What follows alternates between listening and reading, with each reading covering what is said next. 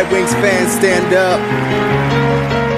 Yeah, we gonna throw them wings up, wings up, wings up. Show the league that this is our time. Let's make the city proud. We gon' win the Stanley Cup, Stanley Cup, Stanley Cup. After that we gonna party. We gon' show everybody. We show them all around the world. We show them all around the world. We show them all around the world. We gon' throw them wings up. We gon' throw them wings up. Are there surges of adrenaline that you feel or emotion in a course of a game? And like, you know, Boston scores like a minute 9 into it, that it just kicks in. You do just kick it into another gear, almost. Yeah, absolutely. It's a game. You know, I mean, it's a emotional game. So there's so many emotions that go on during a hockey game, and sometimes you need to control it and channel it to something positive, and sometimes you need to, you know, let yourself get a little pissed off, and sometimes that works for your game, and everyone's different. But you know, I go through a lot of emotions in the game. Absolutely. Were you really pissed off at that moment last night then? No. I was more of a driven. Just wanted to get the puck and put it in the net. How important was that victory? I mean, you know, you have to win one before you can win two. Vegas tomorrow, and then you go out on the West Coast. Yeah, it's huge.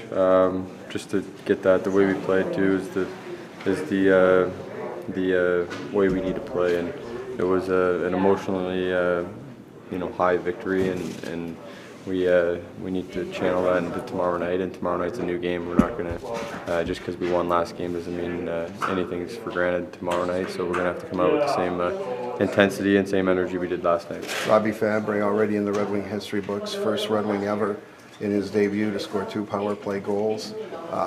You talk about the element and what he brings, and I guess we saw it last night. Yeah, he makes plays. He's a skilled guy, and I think he's a guy that, given opportunity, he's going to make plays, and he's going to be an impact player in this league. So he's going to get that here, and we're thrilled to have him, and he fits well into our locker room, and you know, pretty special night for him to you know, come here and get familiar with the guys, and not the easiest situation to come into with our circumstances before the game and what had been going on the past, but that's the past, and he made a statement for the future. Okay, thank you. Can you just talk about tomorrow really quick, and how do you shut down Vegas and continue the special team success for you guys? Wow. Why don't you just sit down on your stool here? It's a fireside chat we're going to have. Yeah, Vegas forecheck hard, so we're going to have to find a way to counter that and get the puck out of our zone fast. So they have a fast team, and they play hard, so we're going to have to match that, and it's a home game for us. We seem to match up well against them, so we're going to have to bring it to them from the start. Hey Dylan, you had to like the way Hronek stands up for himself. The young guys not taking any, you know, any abuse from guys who are noted for dishing out abuse. And what does that do for the rest of the team when you see guys scrapping like that? Yeah, it's great. You know, I think it was clear that line was frustrated, and Phil and Nemo were going against them all night and didn't give them much. So that's the way he has to play, and he's willing to play like that. And I think it's great to see as a you know, young player coming in to our lineup and making an impact in all facets of his game. So he battles every night, and he makes smart plays with the puck, and you know, to see him set the tone for the future against Marchand and that line, and not backing down. You know, it's hopefully every time we play those guys, we get them off their game, because that helps our team. You think opponents don't realize he's that type of guy? I mean, I wouldn't say he's that type of guy.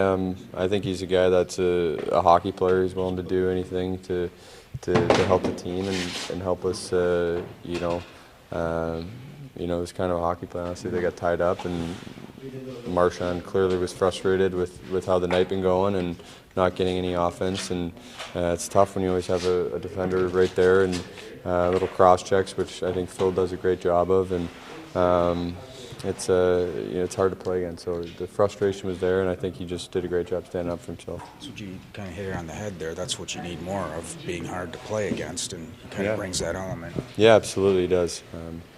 I think when you looked at our wins this season, we've been extremely hard to play against, and we haven't given up many chances. We've been good on the special teams, so being hard to play against is all over the ice, and it's mentally hard, and as a player who wants to have an easy night myself and have the puck a lot, when you have someone cross-checking you and being there all night pestering you, it's the most frustrating thing.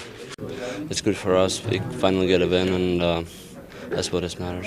Yeah, you like playing that type of game, just kind of getting under opponent's skin. I mean, if they're gonna hit you like that, if they're gonna play that way, you like dishing it out too.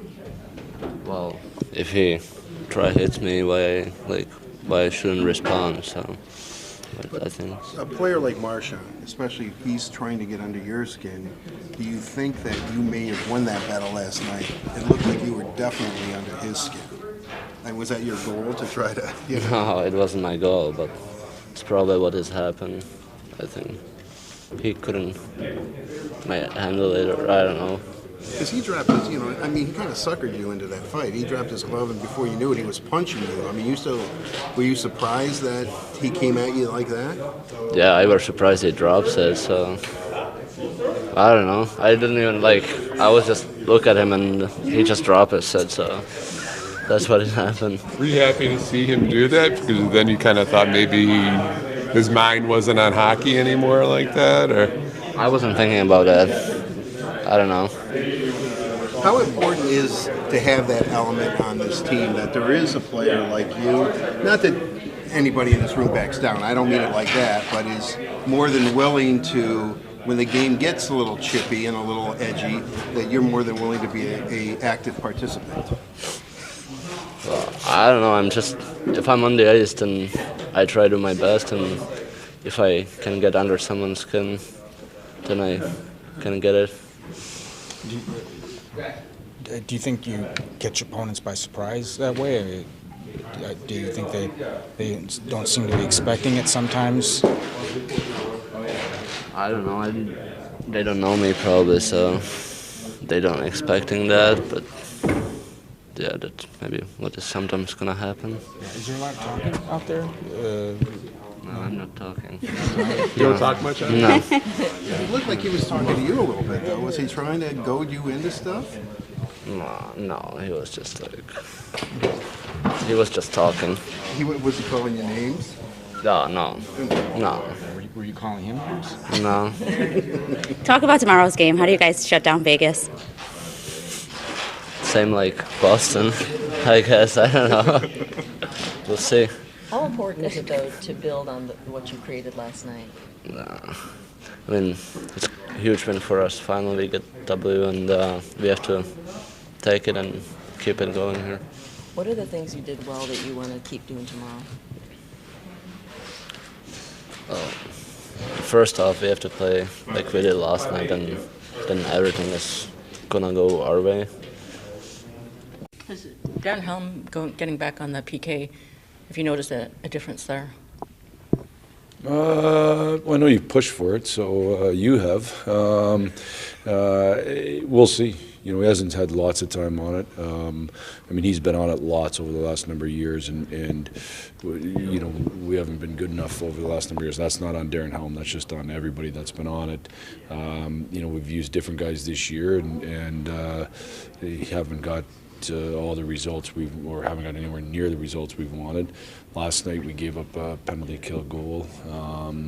Helmer happened to be on the ice, and I'm not saying it was his fault. So we'll just keep going through guys, try to utilize different people and see who does it the best. And if somebody could really grab it and say I'm one of the best killers. When we do the statistics, the guy that's been the best is Glendening. He's out right now. Abby and Enner would probably be next to the guys that are left, and then the rest of them have kind of all been about the same.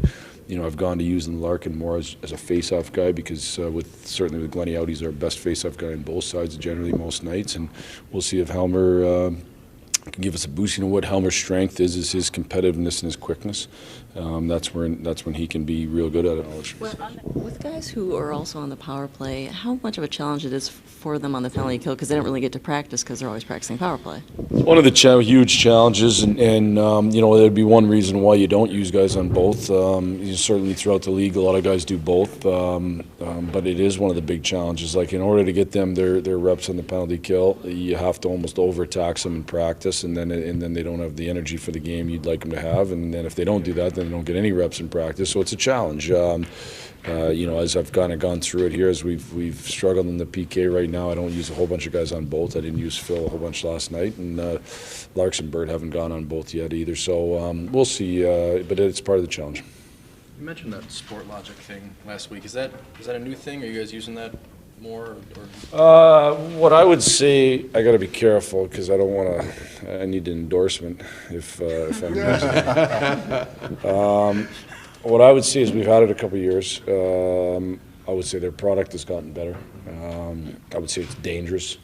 There's 1,000 stats on there, and I am somebody who looks at those things with a cautious approach.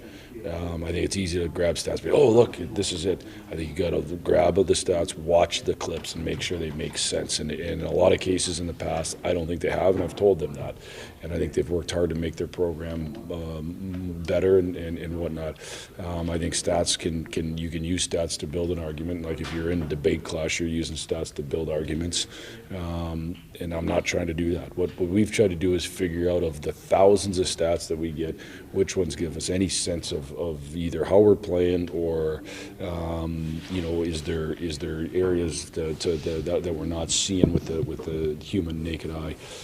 I think what's really important when you don't win enough is to identify the issues and attack the issues.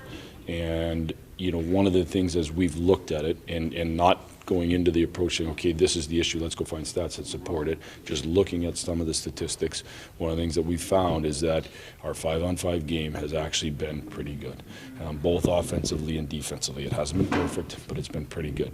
So do we need to change our systems? That sounds like no. You know what I mean? Do we need to do what we need to be way better in our penalty kill and our power play. And as I said to the guys today a little bit, we need to make sure we do a great job mentally of not worrying about what's happened. I mean, we got to come up here and answer questions with you guys every day, but who cares? Like, it doesn't matter what's happened. Yep. What matters is what's ahead of us. And I think what happens is sometimes when you've lost a lot, you give up 2 goals and you're down 2-0, but you feel like you're down 8 straight games. The 8 straight games are over. Let's move on. So we just got to do a good job mentally of finding a way to be in the moment. So it's not that they tell you what to do. It's just that they tell you what to pay more attention to. The stats. Good statistics, really, really good statistics, which I think there's lots of them that aren't at all. Really, really good statistics take the emotion out of it and take the human recall out of it. Helene recalls a really good play by Darren Helms. Beamer might recall a bad play by, you know, like that's what happens. That's what happens in code. You remember 2 or 3 plays each way. This takes that out of it. It takes human recall and emotion out of it when you find good statistics and can help guide you a little bit in some of your decision making. We don't overuse it, and we try to use it as much as we can to help us. This was Phil Hronek gotten from the point of a year ago he was in Grand Rapids at this time to now leading the team, or leading the defense in the team in ice time and playing against top lines. Well, I think first it's a testament to him that when he got sent down, he didn't pout. He went and got better. I think that's why the guys spend time in the minors to get better, so that when they are up here, that they can flourish. You want to see young guys flourishing, getting better. You know, seeing them get better in front of your eyes and not struggling. And I think, you know, when he came back up here, he was in position to do that. He's been thrust into probably too much ice time. Because of, you know, the injury to DK, you know, we don't have lots of guys that are ahead of him, and so he's got to bite off tons of minutes and hard minutes, but he's doing a good job with it. Would I like to have him maybe backed off a little bit. Yeah, probably at his age, but he's also pretty mentally tough. I don't think the last few games have been quite as good as they were before, but I thought last night he kind of answered the bell back a little bit. I mean, he's out there against one of the best lines in the league. So, I think he's got a good skill set. He's really competitive, and he's mentally tough. Those are good attributes. Just throwing him into the deep end, though, he seems to have that personality that he probably wouldn't mind that, or doesn't mind that. Yeah, no, I think he's got the mental toughness to be able to do it, and then some guys don't. Some guys, when they get crushed, they get crushed, and when I teach him or yell at him or talk to him or whatever it might, whichever approach, he kind of takes it, and he just moves on, and he decides what he thinks is the right thing. You know what I mean? And that's what the best players do. And he goes on the ice and he does what he thinks is right, and then we coach him, and that's a great attribute. Jeff, tomorrow you play the Vegas Golden Knights. They lost a tough game in Toronto the other night. What makes them so good in year 3? I mean, how do you beat that team? I mean, it's pretty astounding what they've been able to accomplish in this league in a short period of time. Well, they've done a great job. What they did a great job was acquiring players, and the draft was the next go at it in Seattle will be way harder because I would say people are more prepared. I'd say that you've gone through it, you've learned. In the end, they got one of the best goalies in the league. That was a pretty unique situation in Pittsburgh. That situation might not come around for another 20 years. It happened to come around right at the perfect time, and Marc-Andre Fleury over the last number of years has been one of the very best goalies in the league. So at the most important position, they've got one of the best players. They've also then been able to, some of the players that have gone there that maybe hadn't played as well have played great. That's a testament to their coaching staff, but it's also a testament to those players. They've got a whole bunch of really good players, and then you add a Mark Stone, you add a Stastny, you add those guys. They're a super dangerous team, and they play to an identity. They're very, they play very fast, and it'll be a hard game, but like you see every night, like every night's close in terms of the talent. The talent's never that much different. So we got to go out and find a way to play real good like we did last night 5-on-5, and find a way to score on the power play and not give up penalty kill goals.